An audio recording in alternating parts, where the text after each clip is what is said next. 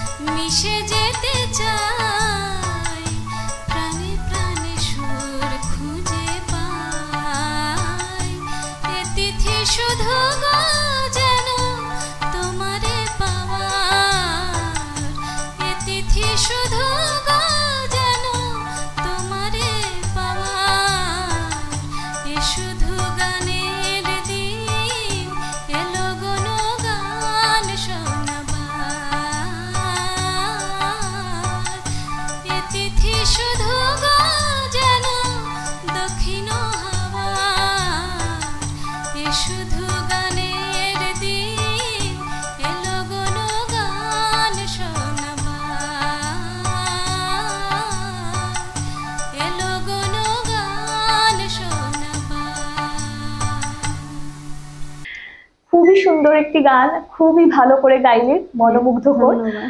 তো চলে যাচ্ছি আমাদের পরবর্তী প্রশ্নে। এ তো ছোট থেকে গান করছো, তো অনেক স্টেজে পারফর্মও করেছো, তো সেটির মধ্যে উল্লেখযোগ্য কোনো ঘটনা যদি থেকে থাকে আমাদের সাথে একটু শেয়ার করো। উল্লেখযোগ্য ঘটনা তো ছোট ছোটবেলার কথা অ্যাকচুয়ালি আমি অনেকটা ভুলে গেছি। আচ্ছা। তো কিছু কিছু যেটা মনে আছে, এই কয়েক বছরের মধ্যে রবীন্দ্র জয়ন্তী যেটা সার্ধ শত বৎসর হয়েছিল, হ্যাঁ হ্যাঁ, 150 শিলচরে, বৎসর হ্যাঁ হ্যাঁ। শিলচরে, ওইখানে আমরা গান করেছিলাম। হুম হুম। হাইলাকান্দি থেকে 50 জন, শিলচর করিমগঞ্জ থেকে 50 হ্যাঁ, জন হ্যাঁ, করে ওপেনিং সং করেছিলাম। হ্যাঁ হ্যাঁ। ওইটা একটা মেমোরেবল। হুম।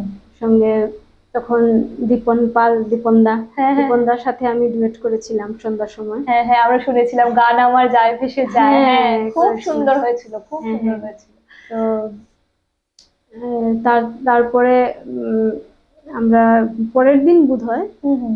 আমরা গ্রুপে বর্ণাদি আরো সুরুমিদি হুম হুম। আরো কে কে ছিল, মিষ্মিদি ওরা বোধহয় ছিল, কল্পিতা নাথ মজুমদার, হ্যাঁ হ্যাঁ। সবাই মিলে আমরা গ্রুপে সং করেছিলাম, হুম হুম। 2টো না 3টা। হুম হুম। ওই প্রোগ্রামটা আমার খুব মানে মেমোরেবল। হ্যাঁ। হ্যাঁ, আমাদের যে রবীন্দ্র সার্ধশতবর্ষ হয়েছিল সেটা সবই সত্যি সবার কাছেই আমাদের মেমোরেবল। হ্যাঁ। আর রিসেন্ট যেটা মানে আমার খুব মানে কাছের প্রোগ্রামও ভালো লেগেছে, যেটা খুশিও হয়েছে মনে মনে, যেটা যে সেটা হলো লাস্ট 6th মার্চ আমি শিলচর দূরদর্শন থেকে গান করেছিলাম রবীন্দ্র সঙ্গীত। হ্যাঁ হ্যাঁ। তো ওইখানে প্রোগ্রাম করার সময় আমার মানে খুব মানে ভালো লেগেছে, আনন্দ লেগেছে। হ্যাঁ হ্যাঁ। আর এমনিতে তো রেডিওতে তো গাই। হ্যাঁ হ্যাঁ। 2011 থেকে সম্ভবত হ্যাঁ, রেডিওতে গাই। তো টিভিতে এবার মানে ফার্স্ট আমাকে ডাকলো, হ্যাঁ খুব ভালো লাগলো আর কি। হ্যাঁ হ্যাঁ। আর আরেকটা কথা যেটা আমি সবার সাথে শেয়ার করতে চাই, তো আমি তো প্রথম তো রেডিওতে তো অডিশন দেওয়ার পর তো বি গ্রেডেই সবাই পায়, বি গ্রেডে থাকে। তারপর আমি আপগ্রেডেশনের জন্য দিয়েছিলাম, অডিশন দিয়েছিলাম, তো এটাতে আমি কোয়ালিফাই করেছি, এখন বিহাইয়ে আছে। আচ্ছা, তো কংগ্রেচুলেশন আমাদের বরাক বিনোদনের তরফ থেকে।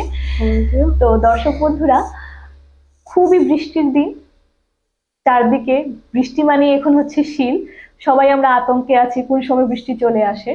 তো যেহেতু এই বৃষ্টির মরশুমে আপনি আমাদের স্টুডিওতে এসেছেন, তো এই বৃষ্টি নিয়ে যদি কোনো একটি গান যদি করেন। হ্যাঁ, একটা গান আছে। অ্যাকচুয়ালি কি আমি আধুনিক বা নজরুলগীতি বা অন্য গান খুব কমই করি। আচ্ছা। যেটা তো তোমরা সবাই জানো নিশ্চয়ই, আমি বেশিরভাগ রবীন্দ্রসঙ্গীতই করি, রবীন্দ্র চর্চাটাই করি, রবীন্দ্রসঙ্গীতের প্রোগ্রামই বেশি করি। তো মাঝে মাঝে আর কি দু একটা আধুনিক এগুলা করি। তো আমার কাছে তো স্টক কম।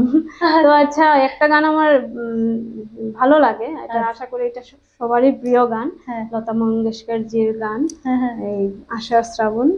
এই গানটা আমি একটু গাওয়ার চেষ্টা করব। ঠিক আছে, তো দর্শক বন্ধুরা শুনলেন আমাদের পরবর্তী গানটি কোনটি হচ্ছে, অবশ্যই আমাদের পাশে থাকবেন আর উপভোগ করবেন আমাদের এই পর্বটি।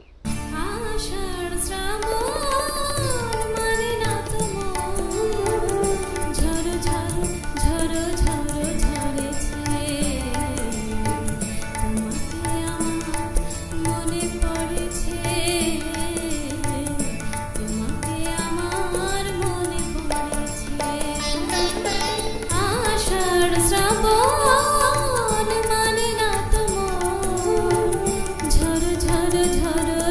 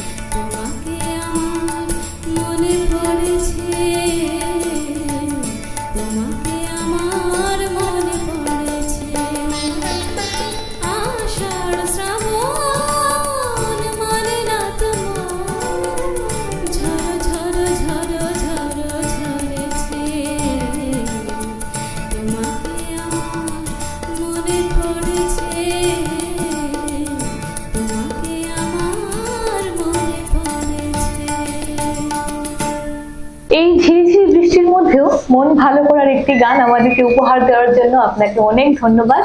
খুবই সুন্দর হয়েছে। তো দর্শক বন্ধুরা, চলে যাচ্ছি আমাদের পরবর্তী প্রশ্নে। যেহেতু আমরা আপনাকে সচরাচর কোনো অনুষ্ঠানে, এমনি আমরা দেখতে পাই রবীন্দ্রসঙ্গীতের অনেক অনুষ্ঠানে দেখতে পাই, বা এমনি সচরাচর দেখা যায় না পিয়ালি দিকে। হ্যাঁ, আমাদের প্রিয় পিয়ালি দিকে সচরাচর কোনো এমনি অনুষ্ঠানে দেখতে পাই না আমরা। কেন এত প্রচার বিমুখ কেন আপনি? অ্যাকচুয়াল হ্যাঁ, আমাকে যেখানে ডাকা হয় সেখানে তো আমি যাই। হ্যাঁ হ্যাঁ, তো নিজে থেকে যে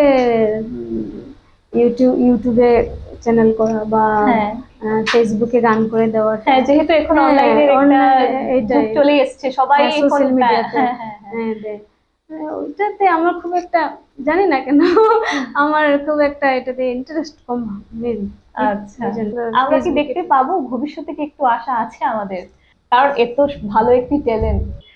তো সচরাচর এখন হাইলাকান্দিতে আমরা তেমন কোনো অনুষ্ঠানও দেখতে পাই না, যে মানে হ্যাঁ, আগে থেকে অনেক কম হয় অনেক অনুষ্ঠান। কম, আমরা ছোটবেলায় অনেক হ্যাঁ অনুষ্ঠান হতো। বেশিরভাগই এখন মডার্ন সং এর যুগ চলে এসেছে। তো সেটার জন্য বলছি যে কোনো আশা আছে কি সোশ্যাল মিডিয়াতে আসার?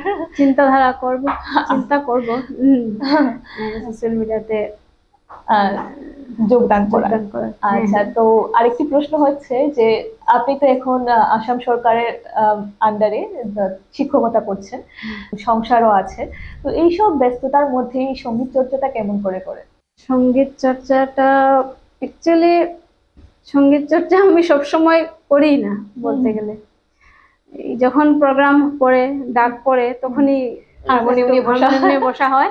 এরকমই যখন এই অল ইন্ডিয়া রেডিও থেকে ফোন আসলো যে অমুক দিন তোমার রেকর্ডিং আছে, তো ওই তখনই কয়েকদিন, সপ্তাহ 10 দিন গান করলাম। তো তারপর শেষ। রোজ দিন বসে যে একটা চর্চা করা, এটা আর অ্যাকচুয়াল এখন তো মানে যারাই গান করে সবাই মানে গানের টিচার, বা ওইটাই প্রফেশন। আমার তো মাঝে আমি কিছু শিখিয়েছি, 2-4 জনকে শিখিয়েছি, কিন্তু এখন আর ভালো লাগে না। আর সময় তো নেই, বাচ্চাদের পড়াশোনা আছে, আমার স্কুলও আছে, আর টিউশন করতে ভালো লাগে না। টিউশন করলে কি হয়, মানে গানের চর্চাটা হয়। এমনিতে যে নিয়ে গান নিয়ে হারমোনিয়ামে বসা, এটা আর খুব কমই হয়। আচ্ছা, হ্যাঁ হ্যাঁ, এই জন্যই বলছি যে সচরাচর তো দেখা যায় না রিয়ালিটিতে। তো দর্শক বন্ধুরা, চলে যাচ্ছি আমাদের পরবর্তী গানে। আমরা জানি যে খুবই ভালো রবীন্দ্রসঙ্গীত করো, খুবই ভালো, বলতে গেলে আমি তোমার রবীন্দ্রসঙ্গীতের ফ্যান। তো অনুরোধ করব যে পরবর্তী গানটি যেন একটি রবীন্দ্রসঙ্গীত হয়। ঠিক আছে, তো এখন রবীন্দ্রসঙ্গীতটা তোমার পছন্দেরই করে নি। আচ্ছা, তো যেহেতু তুমি বলেছো আমার পছন্দের গান করবে, তো রবীন্দ্রসঙ্গীতের তো কোনো তুলনাই হয় না, একটা থেকে একটা ভালো। তো যেহেতু বর্ষার দিন, তো আমি তো চাইতাম একটা বর্ষার গানই হোক, যেহেতু হয়ে গেছে একটা বর্ষার গান অলরেডি, খুবই সুন্দর হয়েছে। তো বর্ষা না হয় আমারও পুরানো যাহা চাই গানটি যদি তুমি করো। ঠিক আছে, ঠিক আছে। তো দর্শক বন্ধুরা, খুবই সুন্দর একটি গান, পাশে থাকবেন আমাদের। আর এখনো যদি বরাক বিনোদন পেজটি ফলো করে না থাকেন, তো অবশ্যই ফলো করবেন। চলে যাচ্ছি আমাদের পরবর্তী গানে।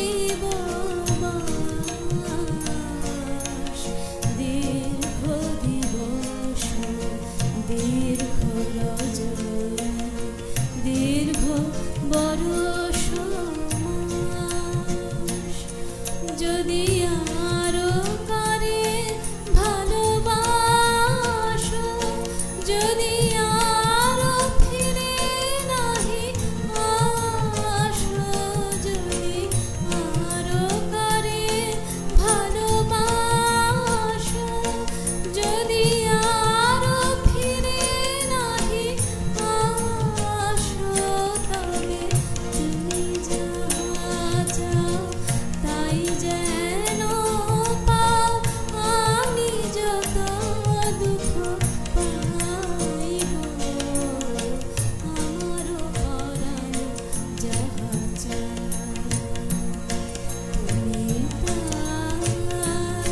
তুমি তাই গো, আমারও পরাণ যাহা চায়। তোমা ছাড়া আরে জগতে মোর কেহ নাই, কিছু নাই গো, আমারও পরাণ যাহা চায়।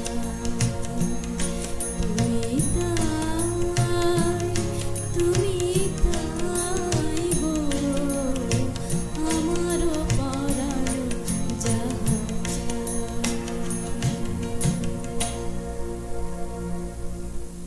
খুবই সুন্দর।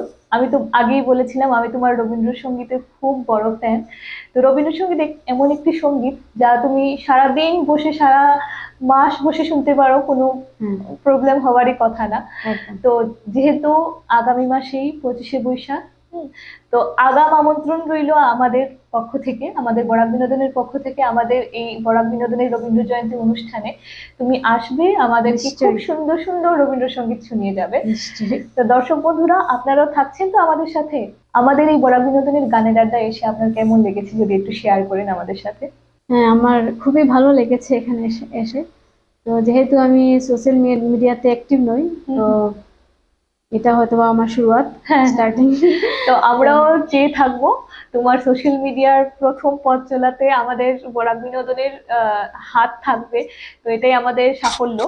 তো অবশ্যই আমরা চাইবো তুমিও এই যুগের সাথে তাল মিলিয়ে আমাদের সোশ্যাল মিডিয়ার প্ল্যাটফর্মেও তোমার এই গানের ট্যালেন্টটা সবার সাথে শেয়ার করো। হ্যাঁ হ্যাঁ, তো আমরাও চেয়ে থাকবো সেদিকে। তো দর্শক বন্ধুরা, কেমন লেগেছে আমাদের এই আজকের পর্ব আমাদেরকে অবশ্যই লাইক এন্ড কমেন্ট করে জানাবেন। আর যদি আপনাদের কাছে এমন কোনো আইডিয়াস থেকে থাকে আমাদের বরাক বিনোদনে অনুষ্ঠান করার, তো অবশ্যই আমাদের সাথে শেয়ার করবেন। আজকের মতো বিদায় নিচ্ছি, নমস্কার।